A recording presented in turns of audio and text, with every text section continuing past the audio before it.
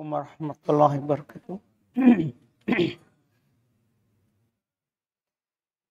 Alhamdulillahirabbil alamin.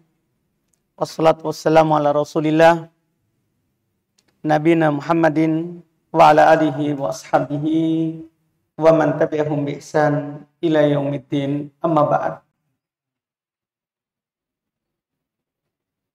Alhamdulillah, pada malam hari ini kita melanjutkan lagi kajian kitab Ushulul Iman, hadits-hadits tentang keimanan.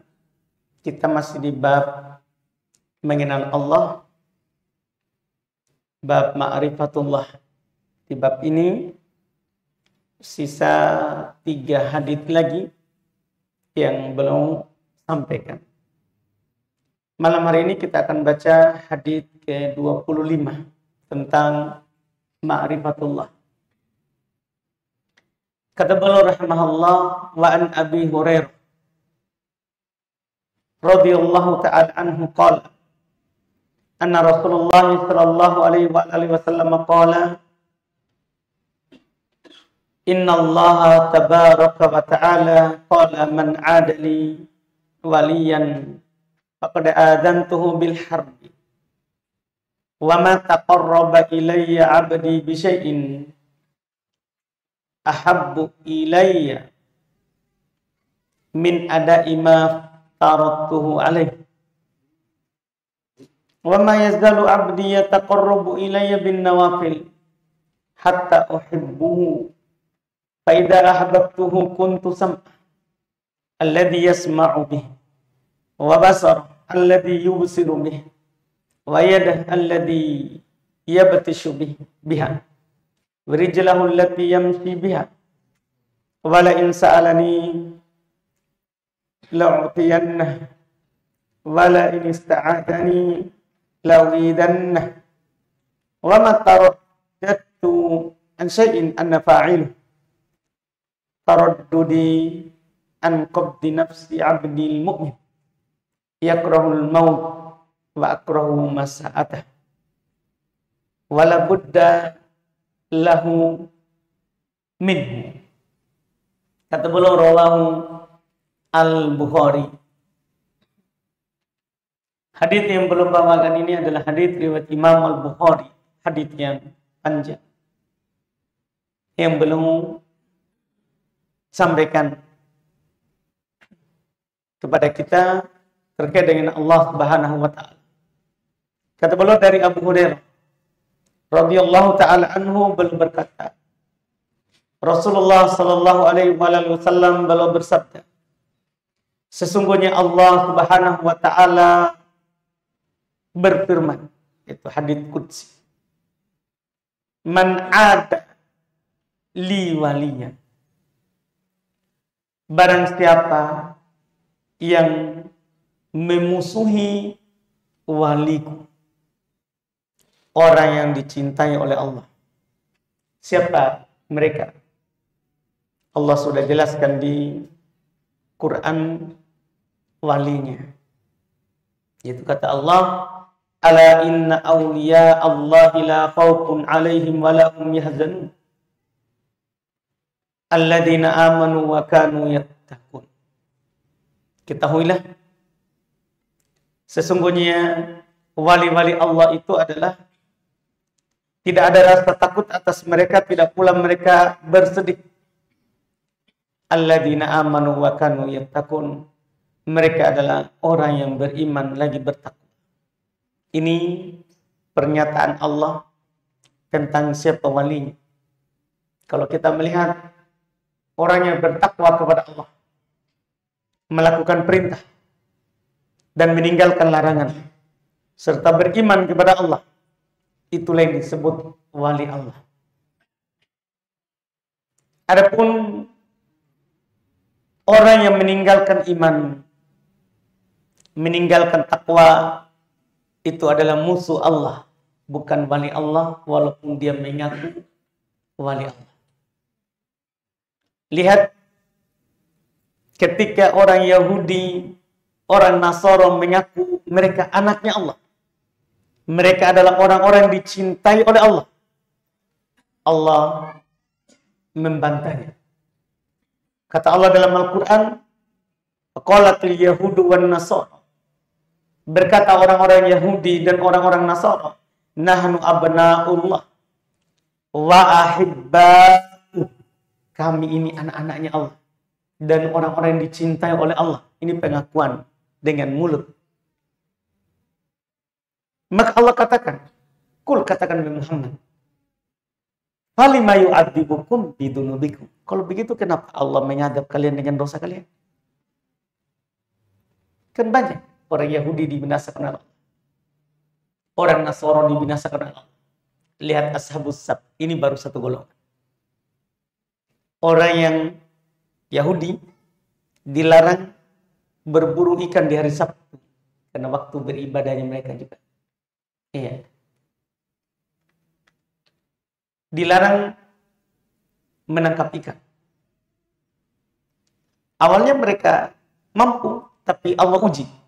Ikannya itu tidak keluar selain hari Sabtu. Kalau hari Sabtu melimpah, main di atas permukaan laut. Akhirnya mereka melanggar. Allah ubah mereka menjadi monyet, menjadi babi, dan semuanya binasa. Sekarang pertanyaannya, kalau memang kalian dicintai oleh Allah, kenapa Allah mengadab kalian? Kan masa Allah mencintai kalian tapi kalian disiksa? Makanya Allah katakan di ayat setelahnya, bal antum basyarun mimman khalaq. Bahkan kalian manusia seperti yang lain. Kalian bukan anaknya Allah. Kalian bukan walinya Allah. Karena kenapa? Walinya Allah itu tidak melanggar perintah. Tidak melakukan larangan. Karena Allah sudah katakan tadi. Walinya Allah itu adalah alladzina amanu wa kanu yattaqun. Mereka adalah orang yang beriman lagi bertakwa. Kalau ada orang mengaku wali Allah tapi tidak beriman, tidak bertakwa, itu hanya pengakuan dia saja. Tidak benar.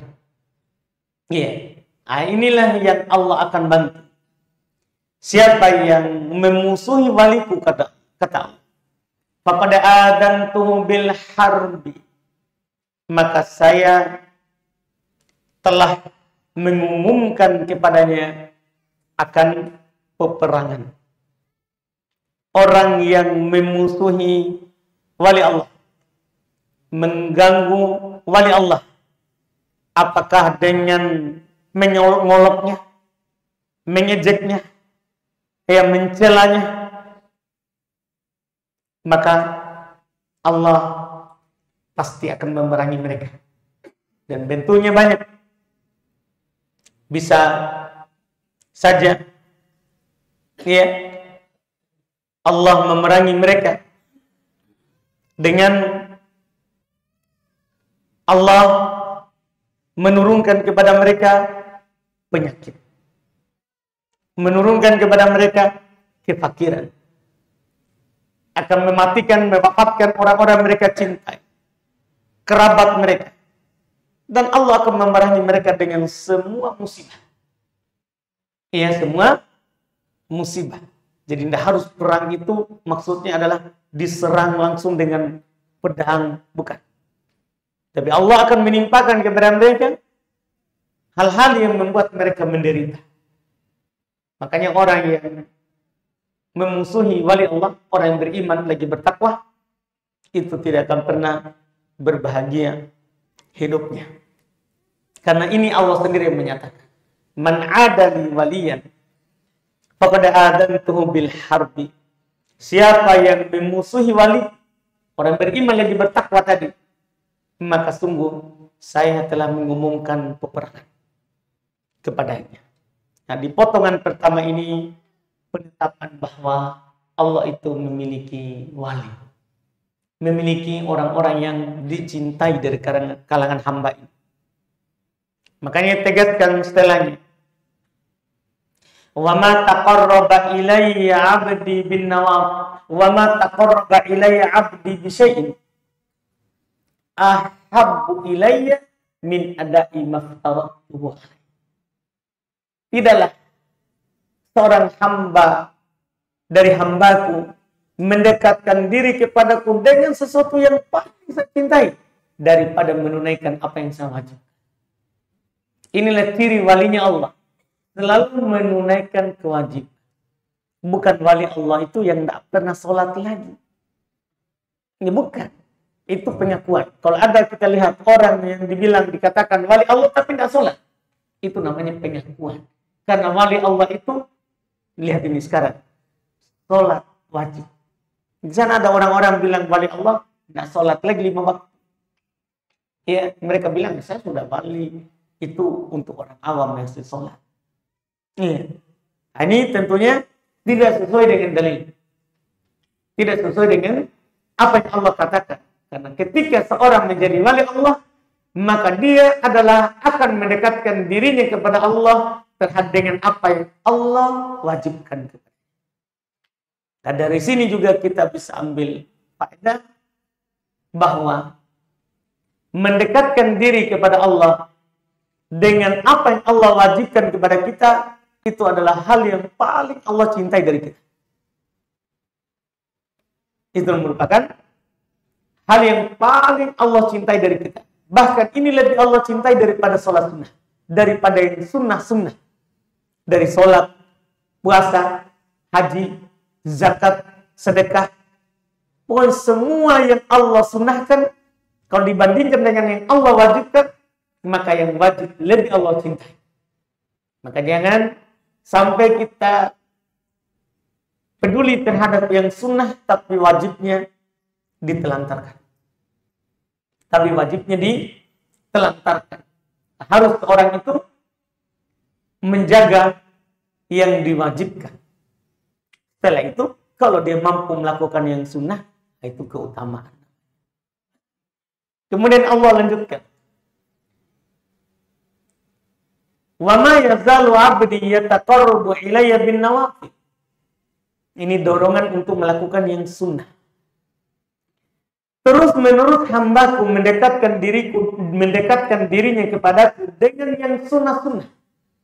Hatta uhibbahu, sampai saya mencintai. Jadi kalau yang wajib itu Allah paling cintai. Kemudian yang sunnah itu kalau kita selalu lakukan, maka juga akan menjadi sebab cintanya Allah. Kalau kita selalu lakukan. Fa idza ahbabtu, jika saya mencintai hamba itu, kuntu sam'ahu alladhi yasma'u bih, saya adalah pendengarannya yang dia pakai dengar. Wa basarahu alladhi yubsiru bih, penglihatan yang dia pakai untuk lihat. Wa yadahu allati yabtishu biha, tangan yang dia pakai untuk menyentuh. Wa rijlahu allati yamshi biha, kaki yang dia pakai untuk berjalan. Artinya Allah selalu akan membantu. Ini namanya Allah akan selalu bersamanya. Ma'iyah khosoh, kebersamaan yang khusus.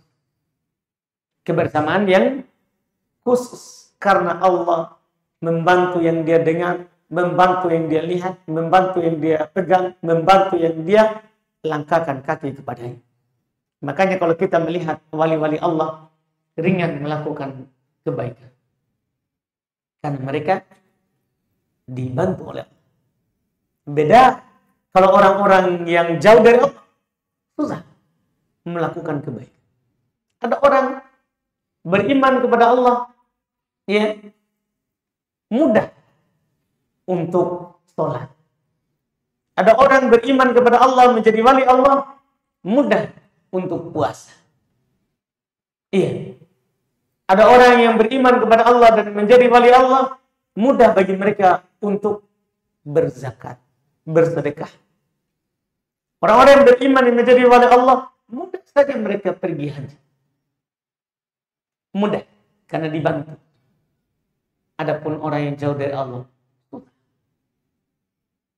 iya, susah sholat. Berat sholat. Itu sholat beban. Iya. Padahal kalau dilihat tidak ada kerjaan, hanya misalnya duduk di warkop, cerita, temannya pergi sholat, temannya kembali dia masih duduk. Padahal tidak ada yang berkurang dari ceritanya kalau dia pergi sholat. Tapi kita harus pahami bahwa orang yang tidak menjadi wali Allah susah untuk melakukan kebaikan. Demikian pula susah untuk berpuasa. Iya. Paling puasa awal Ramadan hari pertama, iya, untuk menyambut. Iya. Setelah beberapa hari tidak bisa istiqomah. Tidak bisa dia terus. Tidak bisa dia teruskan. Kenapa? Ya orang yang tidak menjadi wali Allah itu susah melakukan zakat. Jangankan zakat sedekah yang sunnah, zakat wajib itu kan nilainya sedikit. Kalau kita punya 10 juta hanya 250.000. Tapi orang yang jauh dari Allah susah mengeluarkan 250.000 di jalan Allah. Tapi kalau di jalan selain Allah, biar berapapun dia keluarkan. Jalan-jalan, belanja, dia keluarkan. Bahkan dia mau berutang. Kalau bukan untuk ketaatan. Tapi kalau untuk ketaatan, kenapa? Mereka orang yang bukan wali Allah. Kalau wali Allah itu, Allah akan bantu pendengarannya, Allah akan bantu penglihatannya, Allah akan bantu tangannya, Allah akan bantu kakinya di sini. Ini Allah sendiri mengatakan hadits qudsi. Ini keutamaan seorang itu beriman lagi bertakwa. Dia menjadi wali Allah. Bahkan setelahnya lebih besar lagi. Wala in sa'alani la'utiyanna. Kalau dia meminta kepadaku, saya pasti akan memberinya. Makanya doanya orang bertakwa, orang yang beriman itu dikabulkan. Walaupun bentuk pengabulannya banyak. Kadang diberi apa yang dia minta. Kadang dihindarkan dari bahaya yang lebih besar daripada yang dia minta. Dan kadang disimpan untuknya nanti dikabulkan di hari kiamat. Itu orang beriman. Karena Allah sudah janjikan, kalau orang beriman lagi bertakwa meminta kepadaku, saya pasti akan memberikannya. Wala in ista'adani la'uidanna. Kalau dia meminta perlindungan kepadaku, saya akan melindunginya. Ini orang beriman lagi bertakwa. Yang melakukan yang wajib, kemudian terus melakukan yang sunnah. Itu ya yang akan mendapatkan yang seperti ini. Iya. Kemudian bahkan wa ma taraddadtu an syai'in ana fa'ilu. Kata Allah, saya tidak pernah ya ragu atas sesuatu yang saya akan lakukan, kata Allah. Taraddu di anqab di nafsi abdil mu'min. Seperti keraguanku dalam mencabut nyawa seorang hambaku yang beriman. Kenapa bisa? Karena Allah membenci apa yang kita benci. Kalau kita menjadi walinya, Allah cinta terhadap apa yang kita cinta. Kalau kita menjadi walinya, kata Nabi, ya perlu. Orang beriman kan pasti takut mati, membenci yang namanya kematian. Maka Allah benci juga hambanya itu mati, meninggal. Sama. Wa akrahu masa'atah. Saya tidak ingin menyakitinya. Wala buddalahu minhu. Tapi kematian itu kan tidak boleh tidak. Kalau memang sudah datang waktunya, pasti akan diwafatkan. Akan diwafatkan. Ini keutamaan orang yang beriman. Lagi bertakwa. Cirinya yang melakukan perintah, yang wajib, bahkan yang sunnah. Tentunya juga dia meninggalkan yang namanya larangan.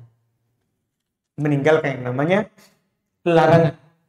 Ini yang disebutkan oleh Allah Subhanahu wa Ta'ala di hadits qudsi ini. Hadits yang sangat mulia. Ini hadits riwayat Imam Al-Bukhari rahimahullahu ta'ala. Riwayat Imam Al-Bukhari rahimahullahu ta'ala. Ini adalah merupakan dorongan besar kepada kita semua untuk selalu menambah ketaatan kepada Allah Subhanahu wa ta'ala dengan cara selalu menjaga apa yang Allah wajibkan kepada kita. Iya, dari sholat, puasa, zakat, haji bila mampu, dan apa saja yang Allah wajibkan kepada kita. Kemudian ini dorongan untuk kita juga agar supaya kita istiqomah dan selalu menjaga yang namanya ibadah sunnah. Dari sholat, puasa, zakat, ya, haji, dari ibadah-ibadah sunnah. Iya, dari ibadah-ibadah sunnah yang lain. Dan di sini juga terdapat peringatan kepada kita semua agar supaya kita menjauhi yang namanya maksiat. Karena maksiat itu akan menjadikan kita jauh dari Allah Subhanahu wa ta'ala. Karena kita bisa pahami ya, lawan dari apa yang disebutkan di hadits ini. Disebutkan dua. Pertama, yang Allah katakan, tidaklah mendekatkan diri kepadaku dengan apa yang paling saya cintai daripada yang saya wajibkan. Kemudian yang kedua, terus menerus hambaku mendekatkan diri kepadaku dengan ibadah-ibadah sunnah sampai saya mencintai. Ini kan perbuatan baik. Berarti perbuatan yang tidak baik, perbuatan dosa, perbuatan maksiat itu membuat kita jauh dari Allah Subhanahu wa ta'ala. Allah tidak suka dari kita yang namanya kekafiran, maksiat, kefasikan. Iya. Sebagaimana yang Allah Subhanahu wa ta'ala katakan. Faqarraha ilaikum al-fusuq, al-kufru wal fusuq wal isyan. Sebutkan dalam surat Al-Hujurat. Allah cinta keimanan kita dan Allah indahkan keimanan itu kepada kita, tapi Allah benci kepada kita kekafiran, kefasikan, kemaksiatan. Iya, Allah tidak suka itu. Iya, tidak suka kita kafir kepadanya, tidak suka kita durhaka kepadanya, tidak suka kita bermaksiat kepadanya. Iya, Allah Subhanahu wa ta'ala telah banyak di Quran mengingatkan kita tentang bahaya-bahaya daripada yang namanya maksiat. Banyak sekali. Iya, dari maksiat yang Allah Subhanahu wa ta'ala ingatkan di dalam Al-Quran, mana Allah ancam pelakunya dengan neraka.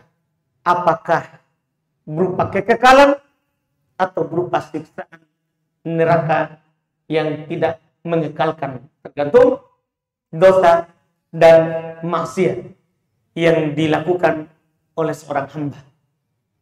Jika maksiatnya menyebabkan dia kafir kepada Allah, maka itu diancam akan kekekalan dengan neraka. Tapi jika maksiatnya adalah bukan merupakan kekafiran seperti berzina, berjudi, minum minuman keras, membunuh, merampok, itu maksiat-maksiat yang tidak mengkafirkan, maka tentunya diancam dengan neraka, ya, dan dia dibawa kehendak Allah Subhanahu wa ta'ala selama dia tidak menghalalkan. Karena kadang ada orang sudah keterlaluan, dia maksiat, asalnya tidak mengkafirkan, tapi dia halalkan, halal bagi saya.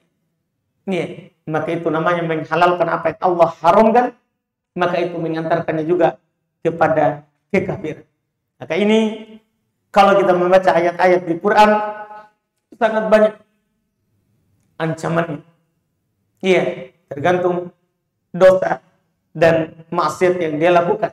Kalau dia meninggal di atasnya, apalagi di hadis Nabi Shallallahu Alaihi Wasallam, beliau juga sudah tentunya sangat banyak mengingatkan tentang bahayanya yang namanya dosa dan maksiat, apakah bagi negeri atau orang yang tinggal di negeri itu, bahaya dunia ataupun bahaya akhirat.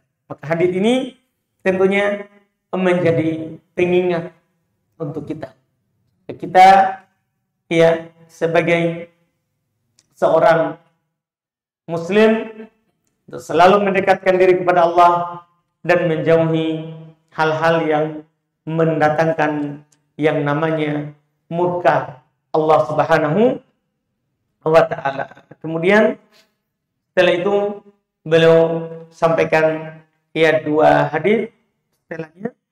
Iya. Sebagai penutup dari kita mengenal Allah Subhanahu wa ta'ala. Hadis pertama tentang turunnya Allah ke langit dunia. Ya, kata beliau wa anhu, dan darinya juga itu dari Abu Hurairah sama anna Rasulullah sallallahu alaihi wasallam qala, bahwasanya Rasulullah sallallahu alaihi wasallam bersabda, yanzilu rabbuna tabaraka wa ta'ala kulla lailatin ila sama'id dunya. Allah Rabb kita tabaraka wa ta'ala turun setiap malam ke langit dunia. Hina yabqa thuluth al-lail al-akhir, ketika sudah tersisa sepertiga malam terakhir, dan Allah berkata, man yad'uni fa astajibalah. Siapa yang berdoa padaku, saya akan kabulkan. Wa man yas'aluni fa utiyah. Siapa yang meminta kepadaku, saya akan memberikannya. Wa man yastaghfiruni fa aghfirlah. Siapa yang minta ampun kepadaku, saya akan mengampuninya. Muttafaqun alaih. Nah, ini dari sisi mengenal Allah. Ternyata Allah Rabb kita itu setiap malam turun ke langit dunia. Ke langit dunia. Iya. Dan ini tentunya ya disebutkan oleh Nabi kita ini berdasarkan tentunya wahyu dari Allah Subhanahu wa taala, dan tidak perlu kita heran karena ya Allah Subhanahu wa taala Maha mampu atas segala sesuatu. Allah Maha mampu atas segala sesuatu. Allah melakukan apa yang Dia kehendaki. Jelas Nabi kita adalah orang yang paling tahu tentang Allah. Dan apa yang beliau kabarkan itulah dari Allah. Karena wa ma yantiqu anil hawa in huwa illa wahyu yuha. Tidaklah beliau berucap dari hawa nafsunya. Tidak lain yang beliau ucapkan adalah wahyu yang diwahyukan. Tugas kita adalah percaya dan beriman bahwa Allah itu turun ke langit dunia sepertiga malam terakhir. Dari sini pula berarti Allah itu di atas. Karena tidak dikatakan turun kalau di bawah. Iya, Allah itu di atas. Tidak seperti yang diyakini oleh di sana ada orang-orang yang namanya hululiyah, bahwa mereka mengatakan Allah di mana-mana, Allah di bumi. Allah bahkan menyatu dengan dirinya. Tidak, Allah itu di atas. Karena kalau di bawah, kalau di mana-mana, tidak dikatakan Allah itu turun. Makanya Allah katakan di Quran, Ar-Rahman 'alal arsy istawa. Allah itu tinggi di atas arsy. Allah itu tinggi di atas arsy. Ini yang beliau sebutkan di sini. Kemudian di sini juga ada isyarat bahwa bangun di sepertiga malam terakhir itu utama. Karena waktu itu Allah turun dan Allah berkata, siapa yang berdoa kepadaku saya akan mengabulkan. Siapa yang meminta kepadaku saya akan berikan. Siapa yang memohon ampun kepadaku saya akan mengampuni. Ini keutamaan sepertiga malam terakhir. Ini adalah keutamaan sepertiga malam terakhir. Kemudian hadis yang terakhir dari bab mengenal Allah, kata beliau an Abi Musa Al-Asy'ari radhiyallahu taala anhu qala Rasulullah sallallahu alaihi wa alihi wasallam jannatan min dhahab aniyatuhuma wa ma fihima wa jannatan fiddah aniyatuhuma wa ma fihima wa ma bainal qaum wa baina ayyanduru ila rabbihim illa rida'ul kibriya ala wajhihi fi jannati adnin. Rawahul Bukhari. Ini hanya menegaskan apa yang kita ambil pekan lalu, bahwa orang-orang yang beriman akan melihat Rabb-nya pada hari kiamat. Kata beliau dari Abu Musa al-Asy'ari radhiyallahu ta'ala anhu, beliau berkata, Rasulullah sallallahu alaihi wasallam bersabda, ada dua surga yang terbuat dari emas, bejana-bejananya dan isinya semua terbuat dari emas. Ada juga dua surga yang terbuat dari perak, bejana-bejananya dan apa saja di dalam keduanya itu terbuat dari perak. Wa ma bainal qaum wa baina anzur ila rabbih. Tidak ada di antara orang-orang yang menjadi penduduk surga dan di antara mereka melihat kepada Rabb mereka kecuali ridaul kibriya, kecuali pakaian kebesaran ya di atas wajahnya di dalam surga Aden. Karena penduduk surga akan dipakaikan kepada mereka ya sutra-sutra. Iya. Mereka mendapatkan berbagai macam kenikmatan, apapun diinginkan didekatkan. Kutubuha daniyah. Buah-buahannya saja itu mendekat. Saat dia mau langsung mendekat sendiri. Iya, langsung mendekat sendiri. Dan di sana nanti mereka akan melihat kepada Rabb mereka. Dalam surga. Akal ini sudah kita tegaskan di pertemuan kita sebelumnya di hadits 24. Di hadits ke-24. Waktu itu yang diceritakan oleh Jarir bin Abdullah bahwa mereka lagi duduk di malam purnama dan Nabi menceritakan bahwa mereka akan melihat kepada Allah seperti mereka melihat bulan purnama saat malam itu. Dan ini sudah lewat, alhamdulillah. Selesai bab pertama, bab mengenal Allah Subhanahu wa ta'ala. Berikutnya insyaallah ta'ala di pertemuan yang akan datang kita akan lanjutkan ya mengenal yang namanya malaikat. Mengenal yang namanya malaikat-malaikatnya Allah Subhanahu wa ta'ala. Iya.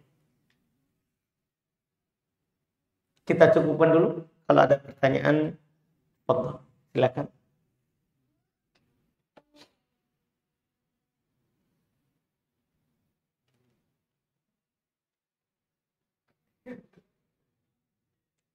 Paksaan. Tidak ada orang lain? Sebelum Pak Haji Idrus? Silakan Pak.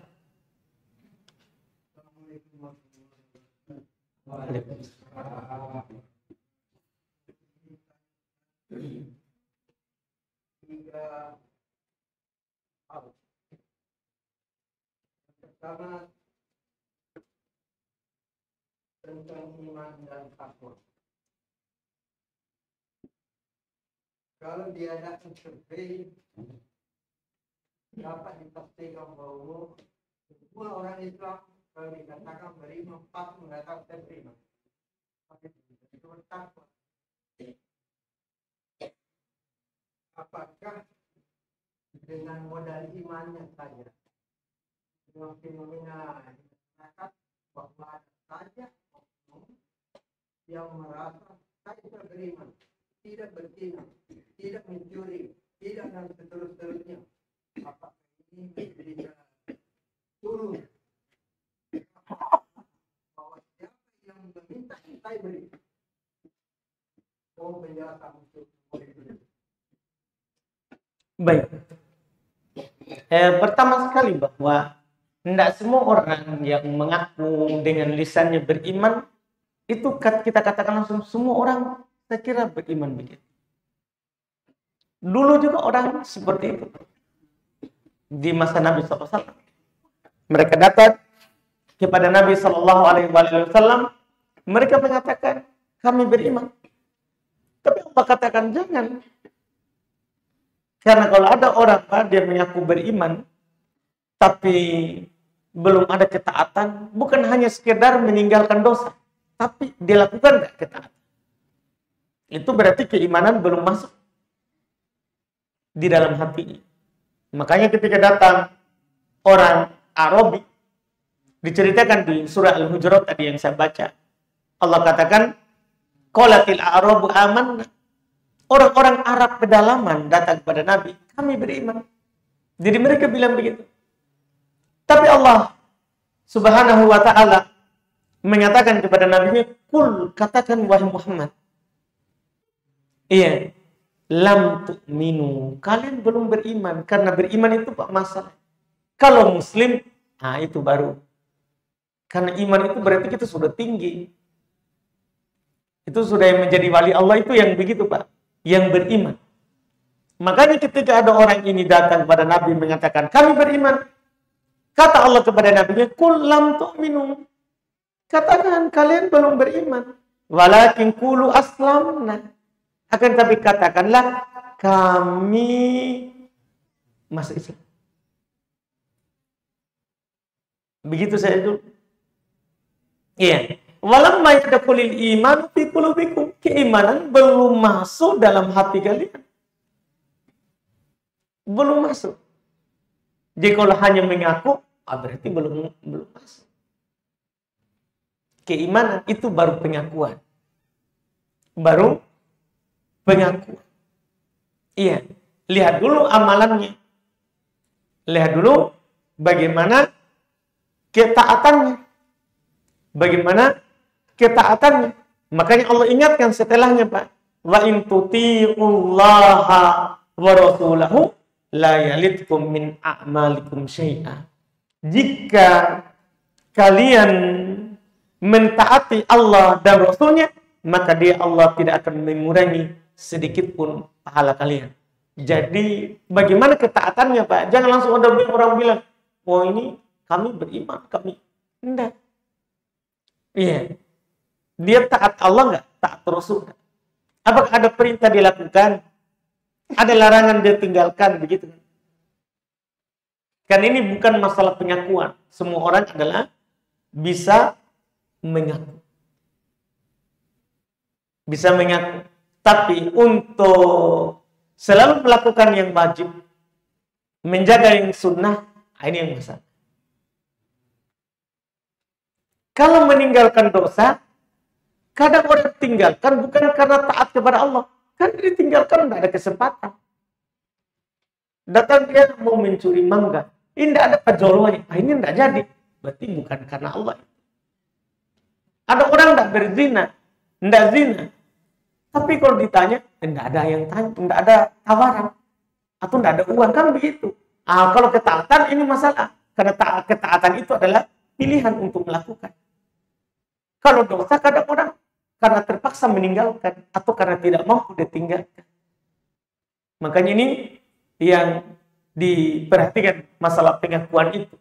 Jadi kalau pengakuan keimanan, kalau Islam ya adalah iya, pengakuan muslim. Dan keimanan berarti kita sudah iman dengan hati.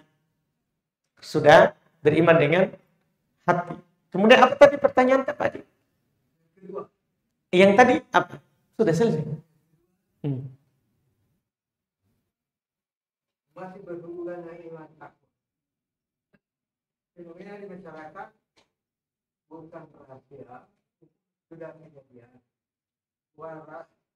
Rata-rata atau lebih banyak pencuri. Maaf saya tidak pakai koruptor. Koruptor itu bahasa keren, bahasa pencuri. Ternyata ada no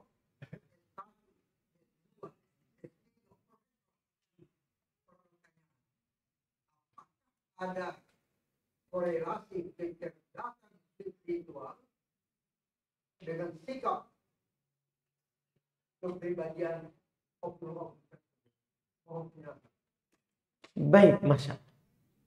Jadi yang seperti itu Pak. Alhamdulillah.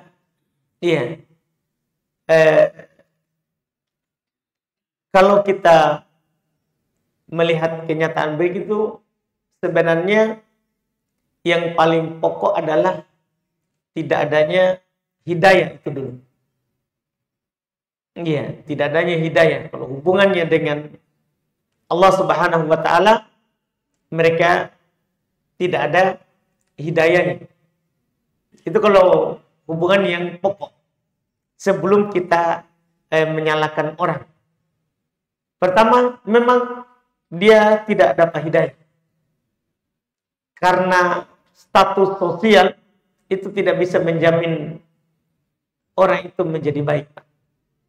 Kita bisa bandingkan antara Abu Lahab dengan Bilal. Bilal seorang budak dari Afrika. Abu Lahab orang mulia. Iya.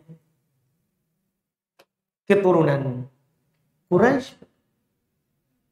Quraisy itu keturunannya Nabi Ibrahim.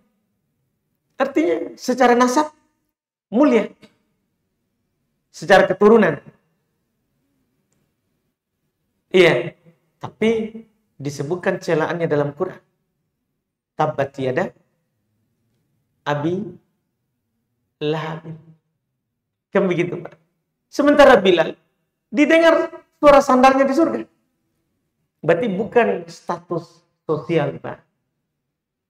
Ini menunjukkan bahwa murni pertama hidayah dari Allah. Tidak ada hidayah.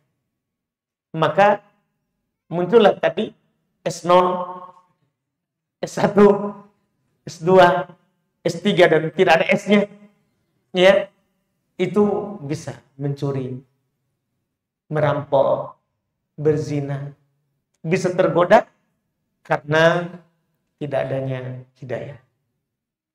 Kemudian yang kedua adalah karena syahwatnya,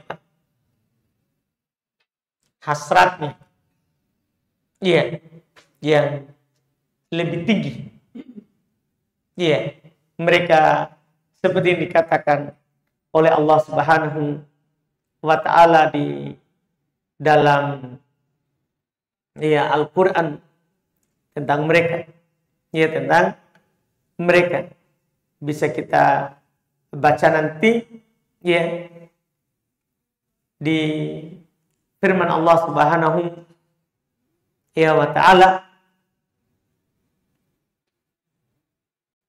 di surat Al-A'raf, ya, ada juga di surat Al-Hajj, ada juga di surat An-Nisa. Di Al-A'raf Allah Subhanahu wa taala berfirman, "Wa laqad darabna li jahannama katsiran minal jinni wal ins." Sungguh kami telah memenuhi Jahannam itu kebanyakan dari golongan jin dan manusia. Lahum qulubun la yafqahuna biha. Mereka punya hati tapi tidak dipakai untuk memahami. Jadi ada hatinya tapi terlalu serakah. Dia tidak paham tentang kehidupannya sehingga dia sembarang dengan. Lahum walahum a'yun la yubsiruna biha. Mereka punya mata tapi tidak dipakai untuk melihat. Walahum adanun la yasma'una biha. Mereka punya telinga tapi mereka tidak pakai untuk mendengar. Setelahnya itu. Kenapa bisa dia begitu? Tidak puas. Ya. Kata Allah, ulaika kal an'am.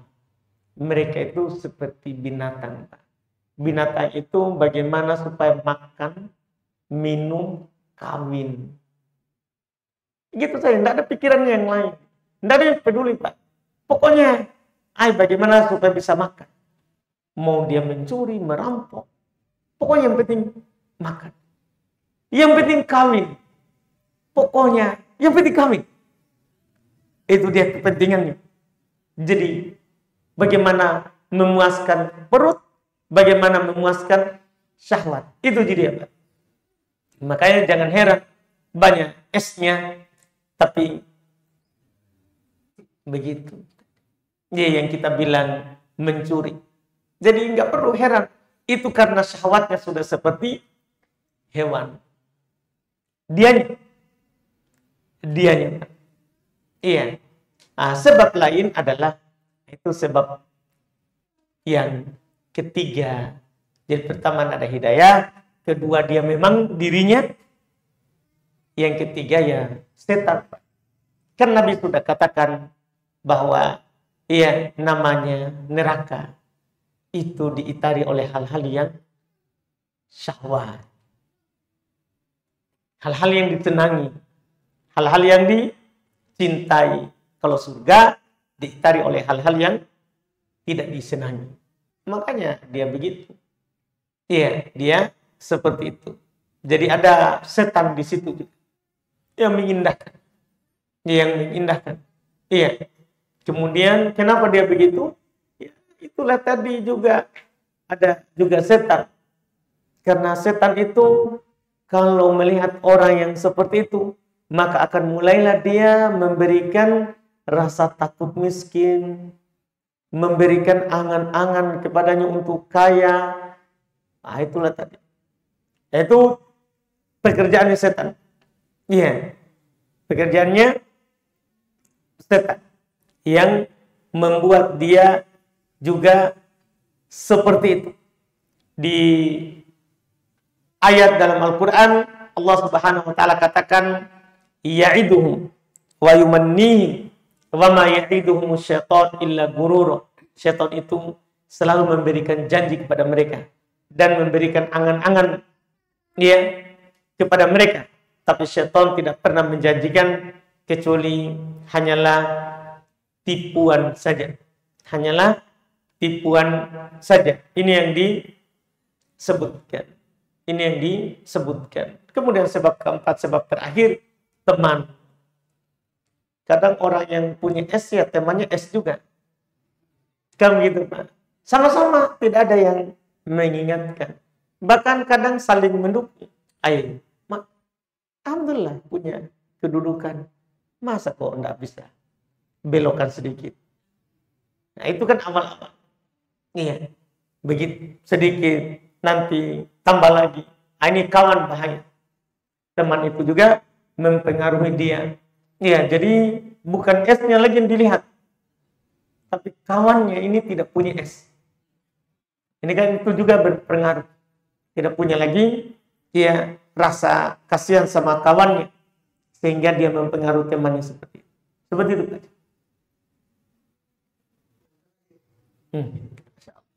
Ceramah ini, pokoknya satu ceramah ini kita tanya.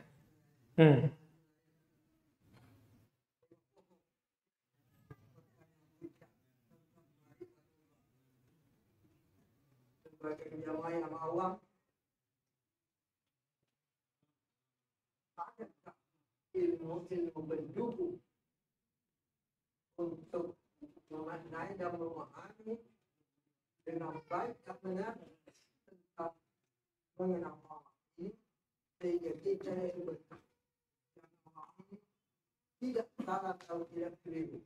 Mohon penjelasan. Baik, alhamdulillah.